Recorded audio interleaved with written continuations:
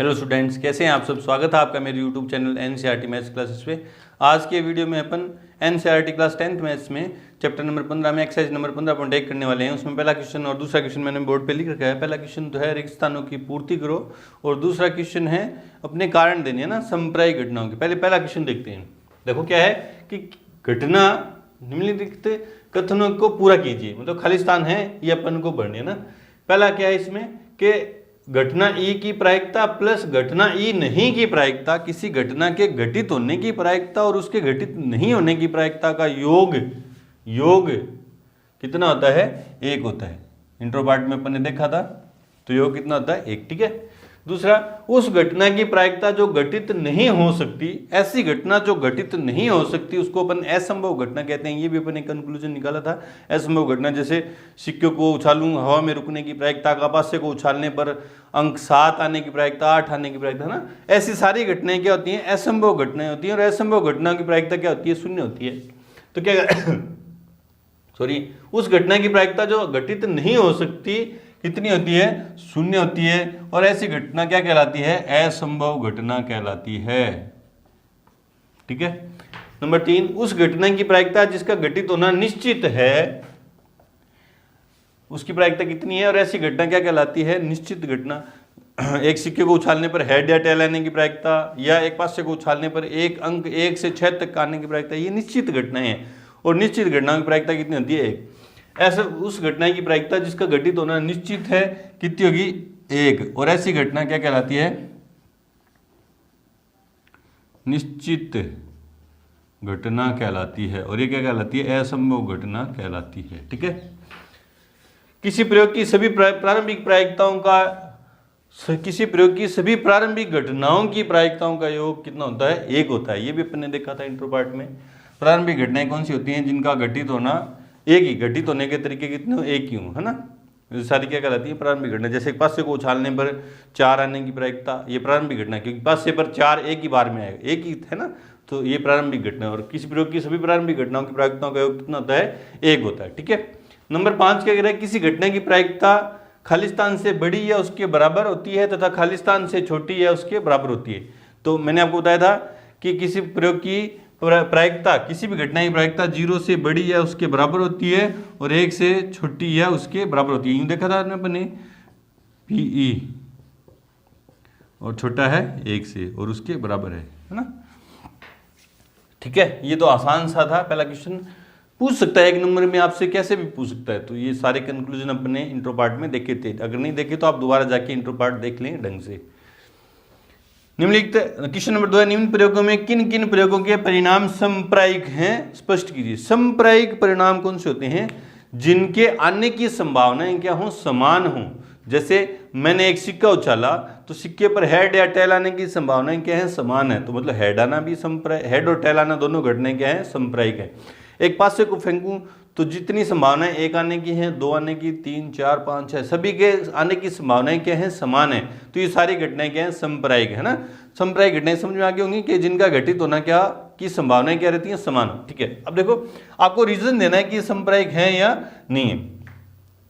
एक driver car चलाने का प्रयत्न करता है। एक कोई ड्राइवर है तो मतलब उसको कार चलाना आता है, ठीक है।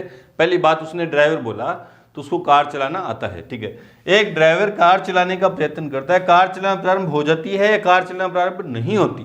मान लो ड्राइवर है तो कार के अंदर बैठेगा तो चलने की संभावनाएं ज्यादा है या कम है? दोनों, चलने और नहीं चलने की संभावनाएं बराबर है कि? आप सोच के देखो, अगर ड्राइवर है तो कार चला ही देगा, है ना।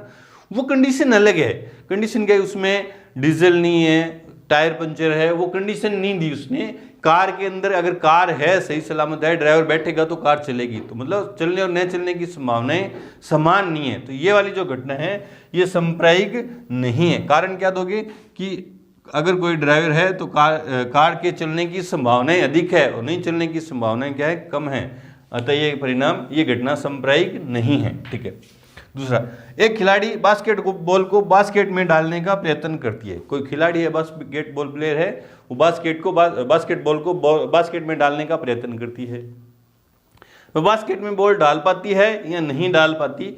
ये घटनाएं समप्रायिक है नहीं, या डल जाएगी बॉल या नहीं डलेगी। अगर आप सोचो खिलाड़ी है तो प्रैक्टिस की हुई है उसने और वो बास्केटबॉल में बास्केट को बास्केट में बास्केटबॉल को डालेगी तो ज़्यादा चांस यही है कि वो डाल देगी ना। तो ये दोनों परिणाम क्या है, समप्रायिक नहीं है। क्यों? आप इसका रीज़न क्या दोगे कि नहीं, क्योंकि अगर बास्केटबॉल प्लेयर है तो उसके बॉल को बास्केट में डलने की संभावना अधिक है, नहीं डलने की संभावना क्या है, कम है। अतः ये जो घटना है वो समप्रायिक नहीं है।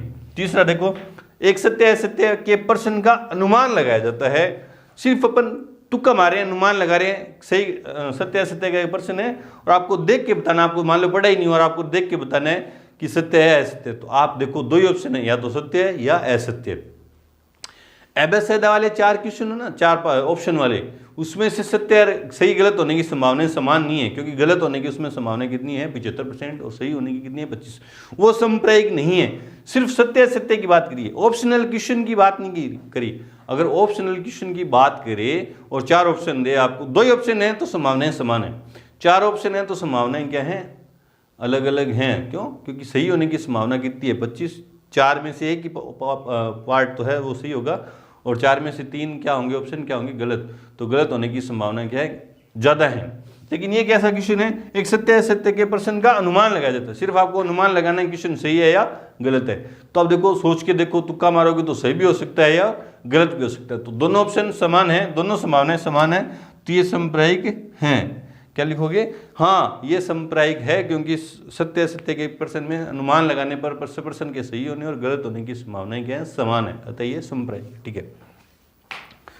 नंबर 4 है, एक बच्चे का जन्म होता है, वह एक लड़का है या एक लड़की है। ये संभावना ये जो घटना है समप्रायिक है या नहीं। तो आप पहले देखो, संभावना किसी बच्चे का जन्म होता है तो अपन को पहले से आइडिया थोड़ी ना रहता है कि लड़का होगा या लड़की होगी। अपने दिमाग में यूँ चलता रहता है कि हाँ लड़का भी हो सकता है, लड़की भी हो सकती है। मतलब संभावनाएं लड़का होने की और लड़की होने की संभावनाएं क्या है, समान है। अतः ये घटना क्या है, समप्रायिक है। हाँ ये घटना समप्रायिक है, क्योंकि लड़का और लड़की होने की संभावनाएं क्या है, समान है। ठीक है। तो ये थोड़ा सा संप्रायिक घटनाएं अपन ने बताई और पहले में अपन ने क्या देखा, खाली स्थानों की पूर्ति की। बढ़ते हमने क्वेश्चन नंबर 3 की तरफ। उससे पहले वीडियो को रोकें और नोट करें। क्वेश्चन नंबर 3 और 4 लिख रखे हैं। क्वेश्चन नंबर 3 क्या कह रहा है कि फुटबॉल के खेल को प्रारंभ करते समय यह निर्णय लेने के लिए कौन सी टीम पहले बॉल लेगी, इसके लिए एक सिक्का उछालना न्याय संगत विधि क्यों माना जाता है। मतलब टॉस पूछ रहा है वो। टॉस जो अपन करते हैं, क्रिकेट का मैच अपन ने खेला होगा आपने, टॉस करते हैं तो हेड या टेल, जो हेड आए मांगे तो बैटिंग या बॉलिंग कौन लेगी ना। तो ये वो पूछ रहा है कि ये जो सिक्का उछालना है वो न्याय संगत क्यों है, न्याय कैसे है दोनों टीमों के साथ, है ना। तो आप इसका रीजन खुद से सोच के देखो कि जब अपन सिक्का उछालते हैं तो उसके हेड और टेल आने की संभावनाएं क्या है, समान है। मतलब हेड और टेल आने की जो घटनाएं हैं वो क्या है, समप्रायिक है, किसी के पक्ष में नहीं है। पक्ष में थोड़ी ना है, ऐसा थोड़ी ना है कि सिक्का उछालूं तो फिक्स है कि 75 बार हेड आएगा और 100 बार सिक्का उछालूं तो 75 बार हेड आएगा और 25 बार टेल आएगा। ऐसा हो तो सिक्का उछालना न्याय संगत नहीं है। अपन आइडिया लगाते हैं कि 100 बार अपन सिक्का उछालेंगे तो 50 बार हेड आएगा और 50 बार क्या आएगा, टेल आएगा। तो अपन इसका रीजन क्या देंगे कि सिक्के को उछालने पर हेड या टेल, चित्त या पट आने की जो घटनाएं हैं वो समप्रायिक हैं। अतः मैच प्रारंभ करने से पहले सिक्का उछालना क्या माना जाता है, न्याय संगत विधि माना जाता है। ये आप खुद लिख देंगे, दोबारा सुन लो। क्या लिखोगे कि सिक्के को उछालने पर चित्त या पट आने की संभावनाएं या घटनाएं समप्रायिक हैं, अतः इनकी संभावनाएं क्या समान है। चित्त या पट आने की संभावनाएं क्या समान है, अतः मैच को शुरू करने से पहले सिक्के को उछालना क्या माना जाता है, एक न्याय संगत माना जाता है। ठीक है। क्वेश्चन नंबर 4 है कि निम्न में से कौन सी किसी घटना की प्रायिकता नहीं हो सकती। आपको पता है कि किसी भी घटना की प्रायिकता 0 से बड़ी या उसके बराबर और 1 से छोटी या उसके बराबर होती है। मतलब प्रायिकता का मान 0 और 1 के बीच में होता है। 0 भी हो सकता है और 1 भी हो सकता है। ठीक है। इसको देखा मैंने, 2/3 है, मैंने इसमें 2 में 3 का भाग दिया तो 0.666, मतलब 0 और 1 के बीच में, है ना। इसको देखा सी को तो 15% का मतलब क्या, 15/100 और 100.15, तो ये भी 0 और 1 के बीच में है, और 0.7 तो 0 और 1 के बीच में है। इसको देखो आप, है ना, ये क्या है, -1.5 है, जो 0 और 1 के बीच में नहीं है। माइनस वाली संख्या 0 से क्या होती हैं, छोटी होती हैं। मतलब 1.5 है वो 0 और 1 के बीच में नहीं है, अतः ये वाली जो प्रायिकता है किसी भी घटना की प्रायिकता नहीं हो सकती। इसका रीजन क्या दोगे, हम जानते हैं किसी भी घटना की प्रायिकता यूं लिख दोगे 0 से बड़ी और उसके बराबर और 1 से छोटी और उसके बराबर होती है, परंतु यहाँ ऑप्शन बी में प्रायिकता -1.5 है जो 0 और 1 के बीच में नहीं है, अतः यह किसी भी घटना की प्रायिकता नहीं हो सकती। ठीक है, ये स्टेटमेंट देने आप खुद से लिख देंगे, है ना, मैं आपको बोल रहा हूँ ये आप लिख देंगे। बढ़ते हैं हमने क्वेश्चन नंबर 5 की तरफ, उससे पहले वीडियो को रोकें और नोट करें। क्वेश्चन नंबर 5 और 6 मैंने बोर्ड पे लिख रखा है कि क्वेश्चन नंबर 5 क्या है कि यदि पीई मतलब किसी घटना के घटित होने की प्रायिकता 0.05 है तो ई नहीं की प्रायिकता ज्ञात कीजिए, या क्या है ना। तो आंसर में जो चीज दे रखी है वो पहले लिख देंगे, क्योंकि पीई बराबर कितनी है 0.05 हम जानते हैं। क्या जानते हो आप, क्या जानते हो कि किसी घटना के घटित होने की प्रायिकता और उसके घटित नहीं होने की प्रायिकता का योग कितना होता है 1। ई बार से किसको लिखते हैं, ई बार से लिखते हैं घटना के घटित नहीं होना, और पी से मतलब प्रायिकता। इसको पूरा क्या पढ़ेंगे, घटना के घटित नहीं होने की प्रायिकता। अब पीई का मान तो आपको दे दिया 0.05 प्लस पीई बार मेरे को ज्ञात करना है बराबर 1, ये इधर प्लस में उधर जाएगा तो माइनस में, तो पीई बार बराबर 1 माइनस 0.05, तो पीई बार घटाना आपको आता है 0.95। बोले सर कैसे घटाते हैं, एक में पॉइंट नहीं है तो बाद में पॉइंट लगा देंगे एक, और पॉइंट के नीचे पॉइंट लिखूंगा तो 0 इस तरफ और ये 0.5। अब यहाँ अंक नहीं है, वहाँ क्या लगा देंगे 0। अब इसमें 10 में से 5 गया 5, 9 में से 0 गया 9 और 0 में से 0 गया तो 0, तो 0.95। ठीक है, ये है क्वेश्चन नंबर 5। क्वेश्चन नंबर 6 है कि एक थैले में नींबू की, केवल नींबू की महक वाली गोलियां हैं। कोई थैला है उसमें गोलियां हैं और वो सारी गोलियां कैसी हैं, उनमें नींबू की महक आ रही है। ठीक है, मालिनी बिना थैले में झांके उसमें से एक गोली निकालती है। मालिनी कोई लड़की है, उसने थैले के अंदर बिना देखे एक गोली निकाली, तो इसकी क्या प्रायिकता है कि निकाली गई गोली संतरे की महक वाली हो या नींबू की महक वाली है ना। तो आप क्या लिखोगे, इसमें भी स्टेटमेंट देना है, चूंकि थैले में केवल नींबू की महक वाली गोलियां हैं। क्या लिखोगे, चूंकि आंसर में यूं लिखोगे, चूंकि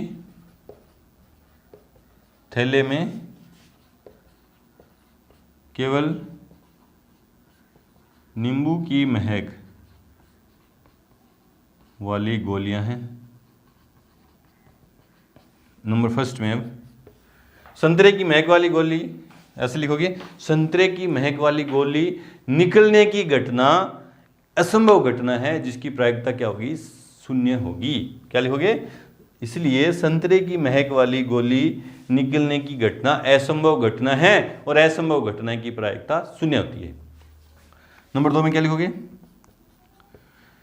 नींबू की, क्योंकि अब क्या लिखोगे, चूंकि थैले में नींबू की महक वाली गोलियां हैं तो आपने लिख ही दिया पहले। अब क्या लिखोगे, इसलिए थैले से नींबू की महक वाली गोली निकलने की संभावना निश्चित घटना है और निश्चित घटना की प्रायिकता 1 होती है। आप सोचो, खुद सोच के देखो, थैले में सारी नींबू की महक वाली गोलियां हैं, उनमें से कोई भी गोली निकाल के उसको सूंघोगे तो उसमें से नींबू की महक आएगी, तो निश्चित है कि जो गोली निकलेगी वो नींबू की महक वाली। तो वही बात लिखनी है आपने, इसलिए थैले से नींबू की महक वाली गोली निकलने की घटना एक निश्चित घटना है और निश्चित घटना की प्रायिकता 1 होती है। बढ़ते हैं अपने क्वेश्चन नंबर 7 की तरफ, उससे पहले वीडियो को रोकें और नोट करें। क्वेश्चन नंबर 7 है, यह दिया हुआ है कि 3 विद्यार्थियों के एक समूह में से 2 विद्यार्थियों के जन्मदिन एक ही दिन न होने की प्रायिकता 0.992 है। तो कोई 3 विद्यार्थी हैं, उनमें से कोई 2 के जन्मदिन एक ही दिन न होने की प्रायिकता आपको दे दी। इसकी क्या प्रायिकता है, इसकी क्या प्रायिकता है कि इन 2 विद्यार्थियों के जन्मदिन एक ही दिन हो। एक ही दिन न होने की प्रायिकता तो आपको दे दी और एक ही दिन होने की प्रायिकता आपसे पूछ ली। कोई बच्चा ये तो नहीं सोच रहा ना कि सर विद्यार्थियों के जो स्पेलिंग आपकी गलत है, यहाँ विद्यार्थियों की सही है ना। तो ये तो अशुद्धियाँ, हिंदी की अशुद्धियाँ तो होती रहती है मेरे से। आप जो मैं आपको समझाने की कोशिश कर रहा हूँ उस पर कंसंट्रेट करें, ठीक है। तो नए होने की प्रायिकता देती, आंसर में जो चीज देता है ना वो पहले लिखते हैं, क्योंकि न किसी घटना के घटित न होने की प्रायिकता को अपन ई बार से लिखते हैं। न होने की प्रायिकता कितनी दे दी, 0.992। फिर जानते हैं, हम जानते हैं, क्या जानते हो आप, PE प्लस PE बार बराबर 1। तो PE प्लस PE बार का मान आपको दे दिया 0.992 बराबर 1। ये इधर प्लस में उधर जाएगा तो माइनस में, तो PE बराबर 1 माइनस 0.992 और घटाना आपको आता ही है, क्या लिखोगे 0.008 नीचे लिख दोगे। अतः दो विद्यार्थियों के जन्मदिन एक ही दिन होने की प्रायिकता 0.008 है। ठीक है, आसान क्वेश्चन था। बढ़ते हमने क्वेश्चन नंबर 8 की तरफ। उससे पहले वीडियो को रोकें और नोट करें। क्वेश्चन नंबर 8 है कि एक थैले में 3 लाल और 5 काली गेंद है। इस थैले में से एक गेंद यादृच्छा से निकाली जाती है। यादृच्छा मतलब इच्छा से एक गेंद निकाल ली, तो इसकी क्या प्रायिकता है कि गेंद लाल हो और लाल नहीं हो। पहले जो चीजें दे रखी हैं वो लिखते हैं आंसर में। चूंकि लाल गेंद बराबर 3, काली गेंद बराबर 5, इसलिए कुल गेंद बराबर कितनी होगी 8। 5 और 3 8। बोले सर कुल गेंद क्यों निकाली? क्योंकि इच्छा से कोई गेंद निकालूंगा मैं थैले में से, तो इन 8 में से कोई सी ना कोई सी निकलेगी ना, तो इसलिए मैंने कुल गेंद निकाल दी ना। अब नंबर 1 में चूंकि लाल होने या गेंद, चूंकि गेंद लाल होने के अनुकूल परिणाम, लाल गेंद कितनी है 3 है, कुल परिणाम बराबर 8। कुल थैले में से 8 में से निकलेगी, है ना। इसलिए प्रायिकता किसकी, लाल होने की, R के अनुकूल परिणाम, R मतलब रेड गेंद के अनुकूल परिणाम बट्टा में कुल परिणाम। अनुकूल कितने हैं 3 बट्टा में कुल कितने हैं 8। कट नहीं रहा कुछ, ठीक है। नंबर 2 में क्या पूछा है, लाल नहीं हो। अब लाल होने की प्रायिकता तो आपके पास आ गई, लाल नहीं होने की पूछ ली। ये सूत्र से भी कर सकते हैं, चूंकि PR प्लस PR बार लाल होने की प्रायिकता प्लस लाल नहीं होने की प्रायिकता का योग कितना होता है 1। अब लाल होने की प्रायिकता अपन ने निकाल ली 3/8 प्लस PR बार बराबर 1। ये इधर प्लस में उधर जाएगा तो माइनस में, तो PR बार बराबर 1 माइनस 3/8 बट्टा में 1 मानेंगे, लघुत्तम है 8 माइनस 3, तो PR बार बराबर 8 में से 3 गए तो 5/8। इस तरह से भी निकाल सकते हैं। दूसरा तरीका अवसर कौन सा है, दूसरा तरीका ये कि लाल नहीं होने, गेंद लाल नहीं होने के अनुकूल परिणाम, लाल नहीं होगी। मान लो थैले में 8 गेंद है टोटल, 3 लाल हैं और 5 काली हैं, लाल नहीं होगी तो कैसी होगी, काली होगी। अब लाल जब नहीं होगी तो कैसी गेंद निकलेगी, वो काली, और काली कितनी है 5। तो क्या लिखेंगे, लाल नहीं होने के अनुकूल परिणाम बराबर 5, कुल परिणाम बराबर 8 और प्रायिकता 5/8। इस तरह से भी कर सकते हैं और इस तरह से भी कर सकते हैं। बढ़ते अपने क्वेश्चन नंबर 9 की तरफ। उससे पहले वीडियो को रोकें और नोट करें। क्वेश्चन नंबर 9 है कि एक डिब्बे में 5 लाल कंचे, 8 सफेद कंचे और 4 हरे कंचे। कोई डिब्बा है उसमें 5 लाल, 8 सफेद और 4 हरे कंचे है। इस डिब्बे में से एक कंचा यादृच्छा से निकाला जाता है। इसकी क्या प्रायिकता है कि कंचा सफेद है, लाल है, सफेद है और हरा नहीं है। तो पहले जो चीजें दे रखी है वो लिखते हैं। क्योंकि लाल कंचे बराबर 5, सफेद कंचे बराबर 8, हरे कंचे बराबर 4, इसलिए कुल कंचे 8 4 12 5 17। ठीक है। अब नंबर 1 में किसकी प्रायिकता पूछी है, लाल होने की प्रायिकता। कंचे के लाल मतलब रेड होने के अनुकूल परिणाम बराबर कितने हैं, लाल होने के अनुकूल परिणाम मतलब लाल कितने में से, इन 5 में से कोई सा आएगा तो ही तो लाल होगा ना। तो अनुकूल कितने हैं 5, कुल परिणाम बराबर 17। 17 क्यों सर? क्योंकि इन 17 में से कोई सा निकलेगा, डिब्बे के अंदर टोटल 17 कंचे है तो उनमें से कोई सा निकलेगा, और लाल 5 है उनमें, 17 में से 5 लाल है, तो उन 5 में से कोई सा पकड़ूंगा तो वही लाल होगा ना। तो अनुकूल परिणाम कितने हो गए? लाल होने के 5 और कुल परिणाम 17। इसलिए प्रायिकता किसकी? कंचे के लाल होने की, आर के अनुकूल परिणाम बट्टा में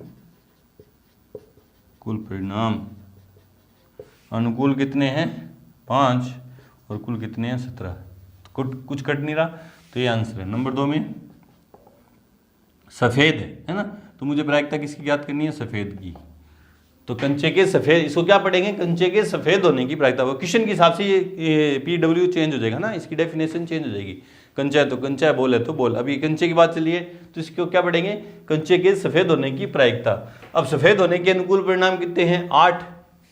दोबारा सूत्र नहीं लिखेंगे।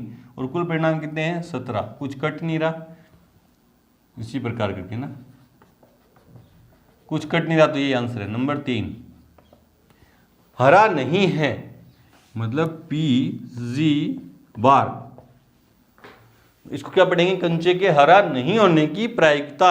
अब कंचा हरा नहीं होगा तो इनमें से कोई सा होगा, तो अनुकूल परिणाम कितने हो गए? 13 बट्टा में कुल कितने हैं? 17।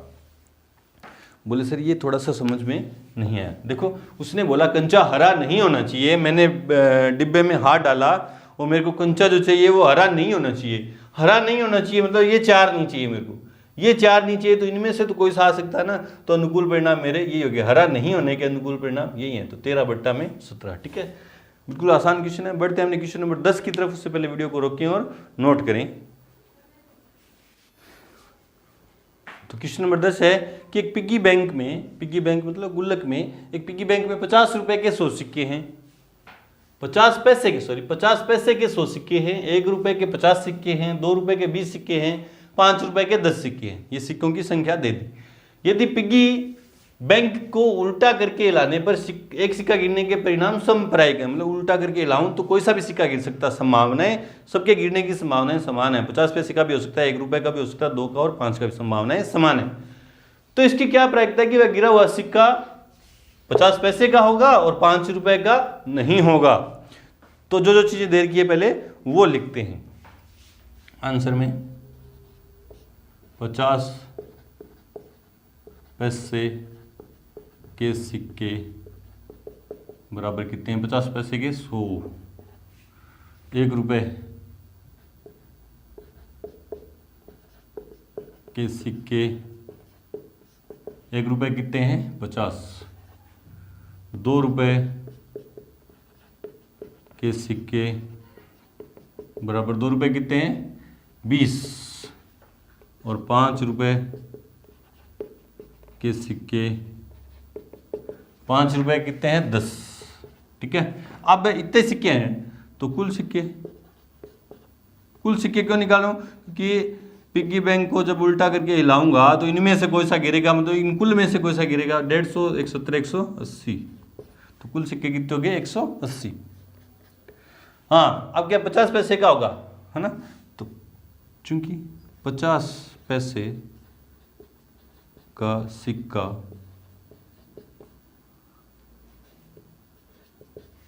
जिसकी इस घटना को क्या मैं मानता हूँ? ई मान लो होने के अनुकूल परिणाम 50 पैसे के कितने सिक्के हैं? 50 पैसे का होना चाहिए तो कितने सिक्के हैं? 100। कुल परिणाम बराबर 180, क्योंकि इनमें से कुल गिरेगा, इसलिए 50 पैसे का सिक्का होने की प्रायिकता क्या होगी? PE। क्या लिखेंगे? ई के अनुकूल परिणाम बट्टा में कुल परिणाम। अनुकूल कितने हैं? 100 बट्टा में कुल कितने? 180। 0 से 0 की 2 से काटा तो 5 और 2 से काटा तो 9, तो 5/9 होने की 50 पैसे का सिक्का होने की प्रायिकता कितनी है? 5/9। नंबर 2 में क्या पूछा उसने? 5 रुपए का नहीं होगा, मतलब अब जो सिक्का मुझे चाहिए, दूसरे क्वेश्चन में पार्ट 2 में मुझे जो सिक्का चाहिए वो 5 रुपए का नहीं होना चाहिए। मतलब क्वेश्चन की मांग क्या है कि 5 रुपए का सिक्का नहीं होना चाहिए। मतलब ये वाले 10 सिक्के, 5 रुपए कितने सिक्के हैं, 10 हैं, ये नहीं होने चाहिए, इनमें से कोई सा भी है वो चलेगा, है ना। तो 150 हाँ 5 रुपए का सिक्का नहीं होने, जिसको मैंने क्या मान लिया, एफ बार नहीं होने को मैंने क्या माना, एफ घटना को माना एफ, और उसका बार मतलब नहीं होना के अनुकूल परिणाम बराबर 5 रुपए का नहीं होना चाहिए। तो कितने हो जाएंगे, 100 प्लस 50 प्लस 20 तो 170, है ना। इसलिए पी एफ बार बराबर 170 बट्टा में 180, 0 से 0 गया तो 17 बट्टा 18, ये आंसर है। ठीक है, आसान क्वेश्चन था। बढ़ते हैं अपने क्वेश्चन नंबर 11 की तरफ। उससे पहले वीडियो को रोकें और नोट करें। क्वेश्चन नंबर 11 है कि गोपी अपने जल जीव कुंड के लिए दुकान से मछली खरीदती है। एक दुकान से मछली खरीदती है। दुकानदार के पास एक टंकी है जिसमें 5 नर मछली और 8 मादा मछली हैं। गोपी मछली खरीदने के लिए एक दुकान पे गई और दुकानदार के पास एक टंकी में 5 नर मछली और 8 मादा मछली है। ठीक है, में से एक मछली यादृच्छा से उसे देने के लिए निकालती है। दुकानदार ने क्या किया, उसमें हाथ डाला और एक मछली निकाल के और गोपी को दे रही है। ठीक है, तो इसकी क्या प्रायिकता है कि निकाली गई मछली नर मछली है, मतलब नर मछली होने की प्रायिकता मुझे ज्ञात करनी है। ठीक है, तो जो चीजें दे रखी हैं काम की क्या है, नर मछली और मादा मछली है ना। चूंकि नर मछली बराबर 5, क्योंकि टंकी में नर मछली 5 है, मादा मछली बराबर 8, 5 नर है 8 मादा है, तो कुल मछली, इसलिए कुल मछली बराबर 8 और 5 कितने हो गए, 13।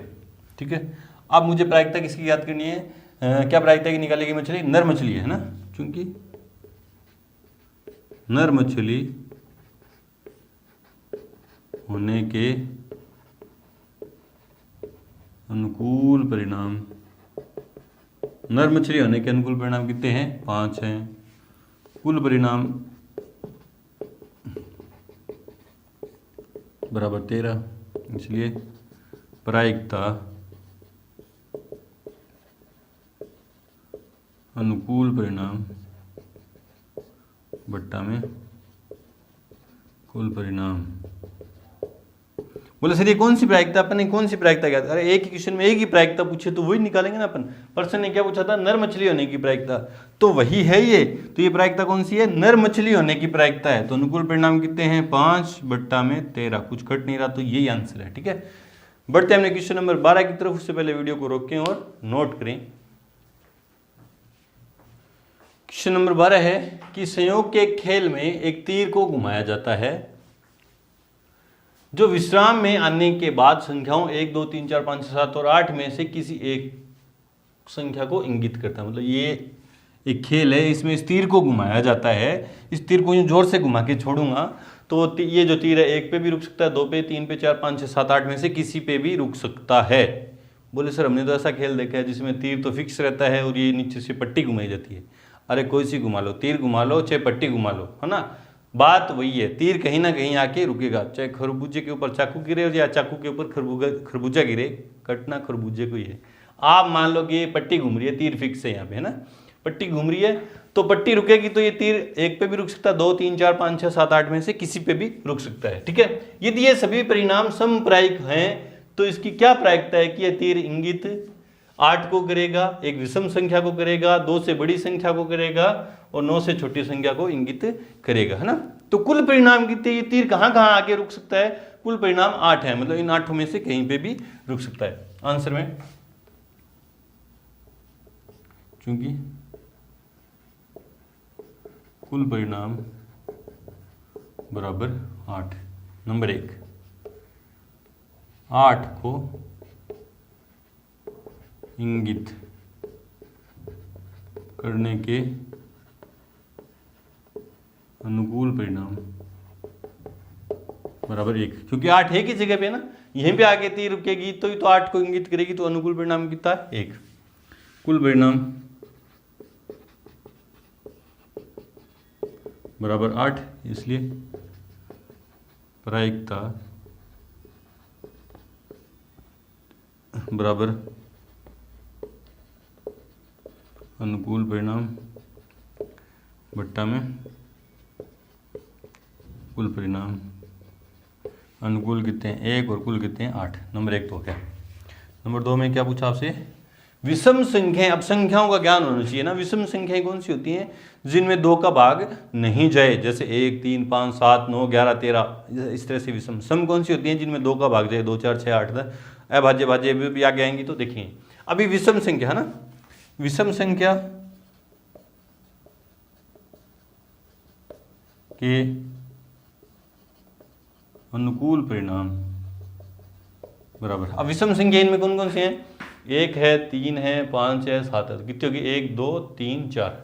तो विषम संख्या के अनुकूल परिणाम कितने होंगे 4। इसलिए प्रायिकता बराबर अनुकूल परिणाम कितने हैं 4 और कुल परिणाम कितने हैं 8। तो विषम संख्या के अनुकूल परिणाम 4 थे। प्रायिकता सूत्र बार बार नहीं लिखेंगे, सूत्र एक बार लिख दिया ना, काटेंगे तो 1/2। तो प्रायिकता विषम संख्या की प्रायिकता कितनी होगी 1/2। नंबर 3 में क्या पूछा आपसे कि 2 से बड़ी संख्या को इंगित करेगा ना, तो 2 से बड़ी संख्या के अनुकूल परिणाम बराबर 2 से बड़ा होना चाहिए ना, तो 1 2 3 4 5 6। अनुकूल परिणाम कितने हैं 6 हैं। प्रायिकता बराबर अनुकूल परिणाम बट्टा में कुल परिणाम, काटा तो 3/4। नंबर 4 में 9 से छोटी संख्या, 9 से छोटी संख्या के अनुकूल परिणाम बराबर। अब 9 से छोटी संख्या कौन कौन सी है, 1 से लेकर 8 तक सारी हैं, तो अनुकूल परिणाम कितने हो गए 8। तो प्रायिकता बराबर अनुकूल परिणाम बट्टा में कुल परिणाम। कुल परिणाम तो चेंज नहीं होंगे ना, कुल परिणाम 8 ही है ना, तो 8/8 काटा तो 1 या 1। ठीक है, बढ़ते अपने क्वेश्चन नंबर 13 की तरफ। उससे पहले वीडियो को रोकें और नोट करें।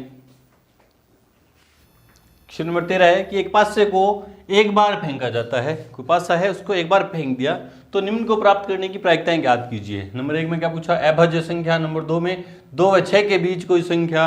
नंबर 3 में एक विषम संख्या, है ना। तो पहले लिखते हैं पासे को फेंकने पर कुल परिणाम, है ना। आंसर में पासे को एक बार फेंकने पर कुल परिणाम, पासे को एक बार फेंकेंगे तो कुल परिणाम कितने होंगे 6। और होंगे कौन से 1 2 3 4 5 और 6। ठीक है। नंबर 1 अभाज्य संख्या के अनुकूल परिणाम। तो पहले आपको अभाज्य संख्या के बारे में पता होना चाहिए। अभाज्य संख्याएं कौन सी होती हैं, जिनमें खुद के और एक के अलावा किसी का भाग न जाए। जैसे मैंने आपके सामने बहुत सारी संख्या लिखी, 2 लिखी, 3 लिखी, 9 लिखी, 15 लिखी, है ना, 17 लिखी। मैंने आपसे पूछा इनमें से अभाज्य कौन कौन सी हैं और भाज्य कौन कौन सी हैं। जिनमें स्वयं और एक के अलावा किसी का भाग न जाए वो तो होती है अभाज्य, और स्वयं और एक के अलावा किसी का भाग जाए वो होती है अभाज्य। तो इसको देखते हैं ना, इसमें एक तो 1 का जा रहा है और एक स्वयं मतलब 9 का जा रहा है। इसके अलावा किसी का जा रहा है क्या, हाँ 3 का जा रहा है, तो ये अभाज्य नहीं है, मतलब ये क्या है, भाज्य है। इसमें या तो 1 का जा रहा है या 2 का जा रहा है, तो ये अभाज्य है। ये इसमें 3 में या तो 1 का भाग जाता है या 3 का जाता है, तो ये भी अभाज्य है। 15 में 1 का जा रहा है, 15 का जा रहा है, इसके अलावा किसका जा रहा है, 3 का जा रहा है, तो ये क्या है, भाज्य है, ये अभाज्य है ना। तो मुझे अभाज्य संख्याएं देखनी है ना, अभाज्य संख्या कौन। और नोट में आपको एक बात याद रखनी है, नोट में एक न तो भाज्य है व न अभाज्य है। एक जो है संख्या, एक जो है, एक को न तो भाज्य में गिनते हैं न अभाज्य में, तो ये तो न भाज्य न अभाज्य। ठीक है, मुझे अभाज्य संख्या चाहिए, तो एक तो 2 है, एक 3 है और एक 5 है। तो संख्या अभाज्य संख्या कितने हैं, अनुकूल परिणाम कितने, 3 हो गए। कौन कौन से, 2, 3 और 5 है ना। इसलिए प्रायिकता, किसकी प्रायिकता, अभाज्य संख्या की प्रायिकता बराबर अनुकूल परिणाम, सूत्र तो एक ही है हमारे पास, बट्टा में कुल परिणाम। अनुकूल कितने हैं, 3 है, और कुल कितने हैं, 6, काटा तो 1/2, 3 के फाड़े में है ना। नंबर 2, 2 व 6 के बीच कोई संख्या, 2 व 6 के बीच स्थित कोई संख्या के अनुकूल परिणाम बराबर 2 और 6 के बीच ना, 2 और 6 के बीच में तो कितनी है, 1, 2, 3, 3 ही संख्या है। कितनी है, 3। कौन कौन सी हैं, 3, 4 और 5 है। कितनी, 3 है। कौन कौन सी, ये ब्रैकेट में जो लिख रहे हैं ना, इसलिए प्रायिकता बराबर अनुकूल परिणाम बट्टा में कुल, तो घटा तो 1/2। फिर नंबर 3, विषम संख्या है ना, विषम संख्या के अनुकूल परिणाम बराबर, विषम संख्या कौन कौन सी है, जिनमें 2 के अलावा किसी का भाग न जाए, तो 1 है, 3 है और 5 है, तो कितनी होगी, 3। और कौन कौन सी, 1, 3 और 5। इसलिए प्रायिकता बराबर अनुकूल परिणाम बटा कुल, तो काटा तो 1/2। ठीक है, तो तीनों आंसर इसमें कितने हैं, 1/2। बढ़ते हैं हमने क्वेश्चन नंबर 14 की तरफ। उससे पहले वीडियो को रोकें और नोट करें।